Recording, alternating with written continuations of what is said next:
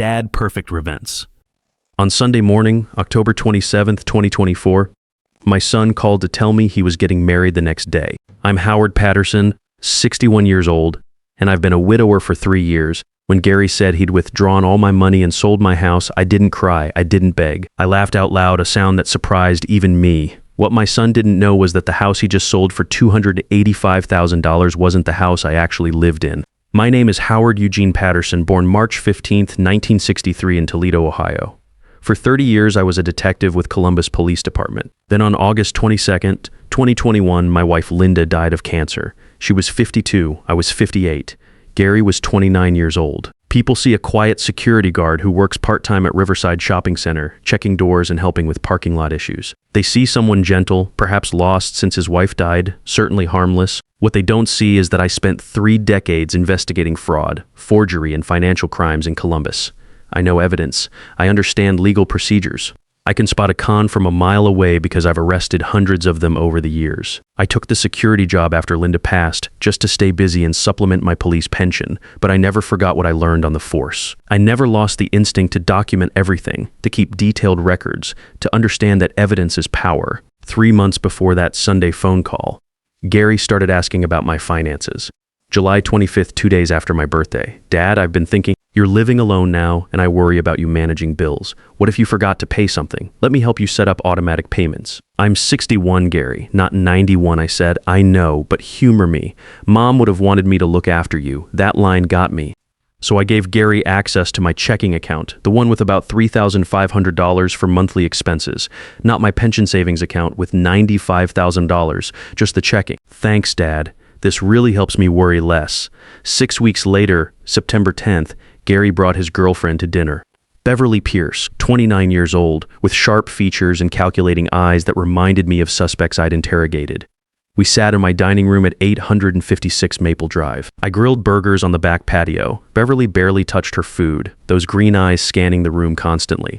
This is a beautiful home, Howard, she said, using my first name without permission. Houses like this must be worth, what, $400,000? $450,000? I haven't had it appraised recently, I said, uncomfortable with the direction. Gary laughed. Beverly's interested in real estate, always looking at property values. Later, cleaning up in the kitchen, I heard Beverly on her phone in the living room. Old cop habits, I listened to everything. Yeah, he's got money. The house alone is worth at least $400,000, and Gary says he has pension savings. He's been alone for 3 years, so it's all just sitting there. When he dies, it all goes to Gary. Anyway, I froze, hands in soapy water, listening to her discuss my death and assets like I was already gone. Gary must have heard too. Beverly, keep your voice down. Sorry, babe, she said, not sounding sorry at all. A warning bell went off in my head, but I dismissed it. Young people were more open about money. It didn't necessarily mean anything sinister. 2 weeks later, September 24th, Gary emailed me. Important documents, please sign. The email said he had routine insurance and medical forms attached. Could I print, sign, and send back? I opened the attachments. 4 PDFs, 12 pages each, dense with legal language. My detective training kicked in, but the font was small, deliberately confusing. Then I remembered. I'd been sick the week before. Chest pains. 3 days in Columbus General Hospital, September 16th through 18th.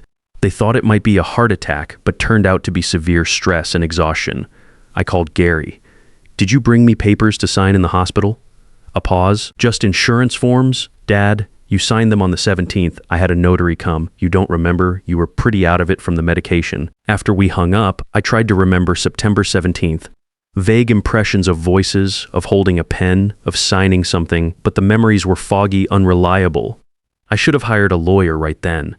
But he was my son. Surely I could trust him. That was my first real mistake.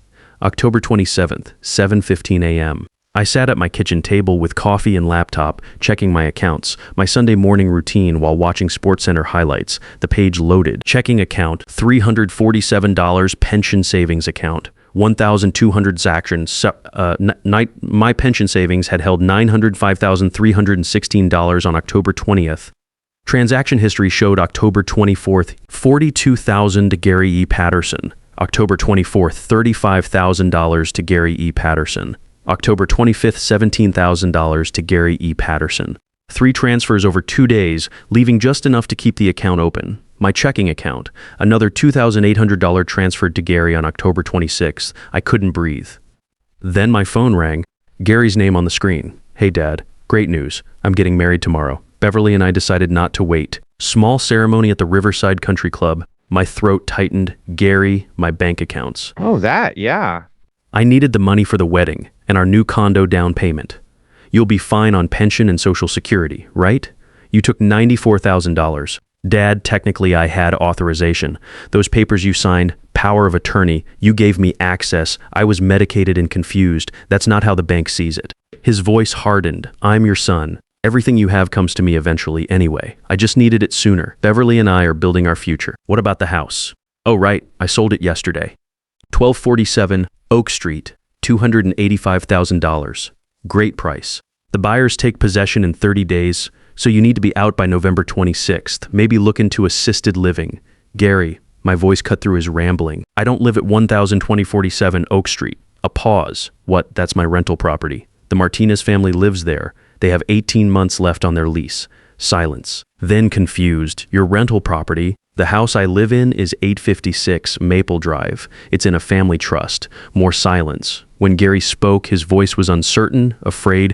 But you never told me. No, I never did. That's when I laughed. It started small but grew, bubbling up from somewhere deep inside. I laughed until tears rolled down my cheeks. Dad, what's so funny? I wiped my eyes. Gary, do you have any idea what you've just done? I sold your rental property. So what? You sold property you don't own with tenants who have a valid lease using fraudulent documents obtained by exploiting your sick father. That's theft, fraud, and forgery. 3 felonies. Dad, don't be dramatic. I'm your son. Have a nice wedding, Gary. Enjoy it. It's going to be the last happy day you have for a very long time. I hung up underneath the shock and pain. Something cold and professional was rising. Gary thought I was helpless. He had no idea who he was dealing with. I went to my filing cabinet and pulled out the property folder. Inside were deeds to 2 houses, 856 Maple Drive in the Howard Patterson Family Trust, and 1247 Oak Street in my name. Next, the lease agreement. Carlos and Maria Martinez moved in June 2022. Current lease, June 1st, 2024 through May 31st, 2026. Rent, $1,800 monthly. Gary had sold a house with sitting tenants without disclosing the lease. When those buyers discovered the occupied property, they'd sue him for fraud. I opened my laptop and started a new document. Timeline of financial abuse and fraud, Gary Eugene Patterson. Then I began documenting everything. By Monday morning, October 28th, I had a plan. 9 a.m. Called my credit union. I need to report fraud. Complete records of all transactions for 6 months. Ashley Porter, the representative, was sympathetic. I'm so sorry, Mr. Patterson. We'll investigate immediately. I need documentation of the power of attorney documents submitted to authorize these transfers. You'll have those within 3 business days. 10 a.m. Called Keith Reynolds, a retired DA from my old poker group. Keith, my son stole my pension savings and fraudulently sold my property. I need legal representation. Pause. How much are we talking? $94,000 in theft, $285,000 in fraudulent sale proceeds. Jesus Howard? Yes, I'll help you. My office at 2 p.m., 1100 a.m. Called Carlos Martinez at 1247 Oak Street. Carlos, I need to tell you something upsetting. My son sold your house without my permission using fraudulent documents. Silence. He what? I explained calmly. Carlos's voice was tight with anger. Some stranger thinks they bought our house. Your lease is valid and binding. You're protected. But I wanted you to know immediately. I may need you to provide statements. Whatever you need, Mr. Patterson. Absolutely whatever you need. 1:02 p.m. Called Nancy Williams, my late wife's best friend. Nancy, can you come over? I need to tell you something. On my way at 2 p.m. I sat in Keith Reynolds' office on High Street. He listened to my story without interrupting. When I finished, he removed his glasses. Howard, your son has committed multiple felonies. Grand theft, fraud, forgery. This isn't civil. This is criminal. He could face 3 to 7 years. I know. Are you sure about this? He's your son. I met his eyes. He stole my life savings and tried to make me homeless. What kind of son does that? Keith pulled out a legal pad. First, file fraud reports. You've started. Second, contact the title company. Third, file a police report. You can request investigation before pressing charges. What about the buyers? They'll sue Gary for fraud. He'll be liable for the full purchase price plus damages. Good. Howard, what do you want? Punishment or restitution? I thought about Gary's casual voice, so certain I wouldn't fight back. I want justice. I want every penny back, and I want him to understand that betrayal has consequences. Then let's build an ironclad case. We spent 2 hours preparing documents. By the time I left, I'd filed fraud claims with my credit union and the title company. The police report would be filed October 29th. My phone buzzed. Gary. Dad, why is the bank calling about fraud? What's going on? Me, the bank flagged the withdrawals as suspicious. Standard procedure, Gary. But I'm your son. Tell them it's fine. Me, is it fine, Gary? You took $94,000 without permission. I had your permission. I borrowed it. We'll pay you back. I stared at borrowed as if you could borrow without asking. I didn't respond. That evening, Nancy brought wine and tissues ready. I told her everything. Her expression shifted from shock to fury to something like determination. That absolute bastard, she said. Howard, I'm here for whatever you need. Can you help me organize my documentation? Bank statements, lease agreements, property deeds. I need everything categorized and copied. Consider it done. We sat drinking wine as October sun set outside. For the first time since that terrible call, I felt something other than betrayal. I felt purpose. You know what the worst part is? I said quietly. Not the money, not the house. It's that he thought I was too stupid or weak to fight back. Nancy squeezed my hand. He's about to learn his father is neither stupid nor weak. That night, Gary texted, Dad, please come to the wedding tomorrow. I want you there. Let's not fight over money. I stared at the message for a long time, then typed, I'll be there. Let him think everything was fine. Let him marry his calculating bride and celebrate with my stolen money. Let him believe he'd gotten away with it. I would smile. I would take photos. I would play the proud father, and then when he least expected it, I would show him exactly what happened when you betrayed Howard Patterson. October 28th, 2024. The wedding was exactly what I expected, expensive, showy, and paid for entirely with my stolen pension money. Riverside Country Club glittered with white roses and crystal chandeliers. I arrived at 2 p.m. wearing my navy suit, carrying a small gift wrapped in silver paper. Inside was a framed photo of Gary as a kid with his mother, one Linda had treasured. I'd written on the back, may you always remember where you came from? Love, Dad. Beverly looked stunning in a designer gown that probably cost $8,000. My $8,000. Gary stood beside her in a tuxedo, beaming like he didn't have a care in the world. When he saw me, he rushed over. Dad, you came. I knew you'd understand. This is a fresh start for all of us. I pulled back, studying his face. Did he really believe that? Congratulations, Gary. You look very happy. Beverly joined us, her smile sharp as broken glass. Howard, so glad you're not being difficult. Gary was worried, but I told him, you don't need that big house anymore anyway. We can build our future now. How thoughtful, I replied, my tone pleasant, but my eyes cold. The ceremony was brief. I sat in the front row, watching my son promise to love and cherish this woman who'd helped him betray his own father. Around me, 47 guests laughed and dabbed at tears. Beverly's parents, Carl and Helen Pierce, sat across the aisle. Helen kept glancing at me, her expression strangely guilty. During the reception, I made polite conversation with strangers, drank champagne I couldn't taste, and took photos I'd never want to see again. The room sparkled with 250 white roses at $35 per arrangement minus $850. The champagne was Dom Perignon at $180 per bottle, 12 bottles visible minus $2,160. The 4-tier cake with sugar flowers minus $100. I knew these prices because I'd helped plan enough department retirement parties over the years. This wedding cost at least $65,000. My $65,000. Just as they cut the cake, my phone buzzed. A text from Keith Reynolds. Police investigation opened. Fraud charges being prepared. Title company confirms notary seal fraudulent. Notary was in Florida on September 17th, not Ohio Hospital. You have him? I looked at Gary laughing with his groomsmen, completely oblivious. Not yet, I thought. Let him enjoy this moment. It would be his last happy one for a very long time. November 2nd, Halloween had passed. How fitting. Gary and Beverly appeared at my door at 856 Maple Drive, unannounced. Gary looked furious. Beverly's expression was icy calculation. What the hell did you do? Gary demanded, pushing past me into my living room. The title company froze the money from the house sale. They're saying the power of attorney was forged. They're threatening criminal charges. I closed the door calmly. Perhaps because it was forged. You signed those papers. I was there. I signed blank papers while medicated and confused. You took advantage of your sick father. Beverly stepped forward. This is ridiculous, Howard. You're old. You can't manage your finances anymore. We were helping you. By stealing $94,000? It's not stealing if you're too senile to manage it yourself. Her mask slipped, revealing cold opportunism beneath. Gary is your son. Everything you have should go to him eventually anyway. We just needed it now. I kept my voice steady. So this was your plan. Find a man with a wealthy parent. Manipulate him into stealing from his father, then build your life on his money. Gary's face flushed. Don't talk about Beverly like that. She loves me. She loves your inheritance. I corrected, or what she thought was your inheritance. Beverly laughed harsh and ugly. You think you're so smart? Drop these accusations or we'll make your life hell. We'll tell everyone you have dementia. We'll have you declared incompetent. We'll put you in a nursing home. Is that a threat? It's a promise, Gary said, his voice low. Dad, I'm trying to be nice here. Just tell the bank and title company you made a mistake. Tell them you authorized everything. And if I don't, Gary stepped closer, looming over me. Then you'll find out how difficult your life can become.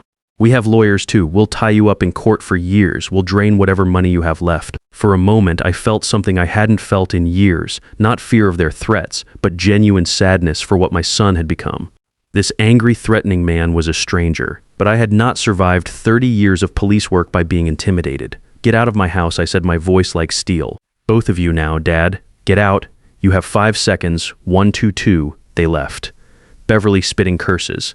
Gary's face twisted with rage. As their car pulled away, I sat down heavily, hands steady but heartbreaking. The mask was off. Now I knew exactly who I was dealing with. I called Keith Reynolds.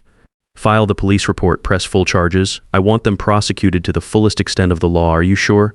Completely. The next week moved quickly. Detective Larry Mitchell, 42, took my statement on November 4th. He was thorough, professional, and increasingly disturbed by what he heard. Mr. Patterson, I've seen a lot of elder financial abuse cases. This is one of the most calculated I've encountered. The credit union provided their findings on November 6th. The power of attorney documents showed multiple irregularities. The notary seal belonged to Margaret Phillips, whose license expired August 15th, 2024. Margaret Phillips was in Tampa, Florida on September 17th. Her airline records proved it. My signature appeared shaky, inconsistent with my normal handwriting. The documents were dated September 17th, but weren't filed with the bank until September 23rd. Victor Bradford, CEO of Pinnacle Title Company, called on November 7th.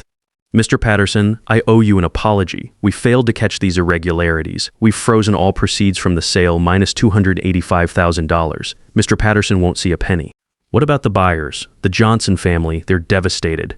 They're suing your son for fraud, breach of contract, and emotional distress. They put their entire life savings into that down payment. Guilt twisted in my stomach. Can you give me their contact information? I'd like to speak with them. I'll have my assistant send it over that afternoon. I called Rosa Johnson. She answered, her voice cautious. Mrs. Johnson, this is Howard Patterson. I'm so deeply sorry. I had no idea my son would do this. Your family is innocent in all of this. Rosa's voice cracked. We have 2 children, Mr. Patterson. We saved for 8 years to buy that house. We thought we finally had our dream home. I promise you, your lease will be honored. The Martinez family will move out when their lease ends in May 2026. After that, if you still want the house, I'll sell it to you at the price you paid, $285,000. Silence, then soft crying. Thank you. Thank you so much. November 10th, 2024. I was at the shopping center doing my evening security rounds when my phone chimed. An email from an unknown address, truthteller2024 protonmail.com. Subject line, you should know the truth about Gary. My hands trembled as I opened it. Mr. Patterson, I'm writing anonymously because I'm afraid of retaliation, but you deserve to know. Gary has a 5-year-old daughter named Sophie Rose Patterson. The mother is Carol Bennett. They dated in college. Carol got pregnant their senior year. Gary told her to get an abortion. When she refused, he abandoned her. Carol sued for child support 2 years ago. The court ordered Gary to pay $1,200 per month plus $65,000 in back support. Beverly doesn't know about Sophie. Gary has been secretly taking money from you to pay Carol off and make her go away. Sophie deserves better. So do you, a concerned friend. I stood frozen in the mall parking lot, surrounded by the sounds of evening shoppers while my son's secret exploded in my hands. A granddaughter. I had a granddaughter. I searched Facebook on my phone with shaking fingers. Carol Bennett, Columbus, Ohio. Her profile was partially public. The most recent photo posted 4 days ago. A little girl with dark curls and Gary's exact smile, wearing a pink dress, blowing out 5 candles on a birthday cake. The caption read, "Happy 5th birthday to my Sophie Rose. You're my whole world, even if your father refuses to acknowledge you exist." Nancy found me 30 minutes later, sitting in my security office, phone in my hand, tears streaming down my face. Howard, what happened? I showed her the email. The photos, oh my God, Nancy whispered. You have a granddaughter, November 12th. I drove to Columbus with Nancy. Carol Bennett lived in a small apartment complex on Parsons Avenue, Unit 2C. I knocked at 2 p.m. as we'd arranged by phone. Carol opened the door, 30 years old, tired eyes but kind face. Mr. Patterson, please come in. The apartment was tiny but spotlessly clean. Children's drawings covered the refrigerator. A small bookshelf held worn copies of Dr. Seuss and chapter books. Thank you for agreeing to see me, I said. I never wanted to destroy Gary, Carol said quietly. I just wanted help raising Sophie. She asks about her father every single day. Where is she now? Kindergarten. She'll be home at 3:30. At 3:45, we heard small footsteps on the stairs. The door burst open. Mommy, Sophie Rose Patterson, was beautiful. Dark curly hair like Carol's, but Gary's brown eyes. Gary's smile, Linda's nose. She wore a purple backpack covered in unicorn stickers. She stopped when she saw strangers in her living room. Who are they? Carol knelt down. Sophie, this is Mr. Patterson. He's your grandfather. Your daddy's father. Sophie's eyes went wide. My daddy's daddy? I couldn't speak. I just nodded. Sophie walked over cautiously. Mommy says my daddy lives far away. Do you know where he is? Yes, sweetheart. I know where he is. Does he think about me sometimes? My heart shattered. I think he thinks about you all the time. He's made some mistakes. Grown-up mistakes. Sophie studied my face with those serious 5-year-old eyes. Mommy says everyone makes mistakes. She says the important thing is saying sorry and trying to be better. Your mother is very wise. Sophie suddenly smiled Gary's smile and my heart broke all over again. Do you want to see my drawings? I'm really good at cats. December 15th, 2024. Franklin County Courthouse, Judge Patricia Thornton presiding. The courtroom was packed. Gary sat with Jeremy Sullivan. Keith Reynolds sat beside me. In the back row, Carol Bennett held Sophie's hand. When it came time for victim impact statements, I stood. Your Honor, Gary Patterson is my only child. He committed serious crimes against me, but he's also the father of my 5-year-old granddaughter, Sophie. I don't want vengeance. I want my son to become the man his mother would have been proud of. Gary took the stand, tears streaming down his face. I have a 5-year-old daughter named Sophie Rose. I abandoned them when Carol was pregnant. I stole from my father to pay child support secretly. I'm a coward, I'm a thief. I don't deserve mercy. Judge Thornton studied Gary for a long moment. Gary Eugene Patterson, you are hereby found guilty of grand theft, fraud, and forgery. I sentence you to 14 months in Franklin County Jail, followed by 4 years of supervised probation. You will make full restitution to your father, $94,000 to be paid over 8 years at $980 per month. You will also establish legal custody with Carol Bennett and attend mandatory therapy. 6 months later, I stood in my garden at 856 Maple Drive, planting tomatoes. It was a Saturday morning, warm and bright. A car pulled up. Gary got out, followed by a small girl with dark curls who immediately ran toward me. Grandpa Howard. Sophie threw herself into my arms. I held her tight, this miracle I'd almost never known. Gary walked over slowly. He looked different, thinner, older, but healthier somehow, clear-eyed, sober in a way he'd never been before. Hi, Dad. Gary, how are you? 127 days sober, 73 days out of jail. Starting my new job as an insurance adjuster on Monday. Carol and I have joint custody now. I see Sophie every weekend. He paused. I'm paying you back. The money's in your account. I saw. Thank you, Dad. I know I can never fully make this right, but I'm trying. Every single day I'm trying to be the man Mom was proud of. I looked at my son, this flawed, broken man who was finally, slowly, becoming someone better. Your mother would be proud that you're trying. That's what matters. Sophie tugged my hand. Grandpa, can we plant flowers together? Of course, sweetie. We knelt in the dirt together, 3 generations planting tomatoes while Nancy brought out iced tea and cookies. My name is Howard Eugene Patterson. I'm 61 years old. I learned that love without boundaries isn't love. It's enabling. I learned that the greatest victory isn't revenge. It's rebuilding. And at 61 years old, I've got a granddaughter who calls me Grandpa Howard and makes me pictures of our family. That's worth more than any pension account ever could be. Sometimes the people who hurt us most are the ones who teach us our greatest lessons, that real strength isn't avoiding betrayal, but choosing how we respond to it with dignity and justice. At 61, I discovered that being a grandfather isn't just about spoiling a grandchild. It's about breaking the cycle of broken promises and showing the next generation what accountability and unconditional love actually look like.